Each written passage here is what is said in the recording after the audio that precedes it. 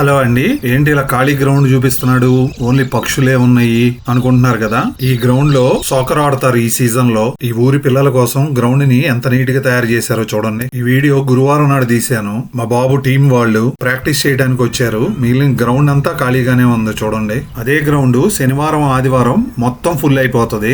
ఈ ఒక్క గ్రౌండ్ లోనే 30 ఫీల్డ్స్ వరకు ఉన్నాయి. ఒక్కొక్క ఫీల్డ్ లో ఒక్కో మ్యాచ్ జరుగుద్ది. పొద్దున్న 9 మొదలయ్యి ఈవినింగ్ వరకు జరుగుద్ది. 9 to 10 కొన్ని టీంలు ఆడతాయి. 10 to 11, 11 to 12 అట్లా 1 hour ఒక గేమ్.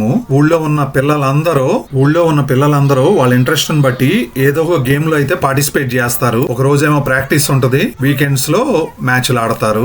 Under 9, Under 10, Under 11 అలా ఏజ్ గ్రూప్ ని బట్టి మ్యాచ్లు జరుగుతాయి. పేరెంట్స్ కూడా చాలా ఇంట్రెస్ట్ గా పిల్లల్ని తీసుకొచ్చి ఆడిస్తారు.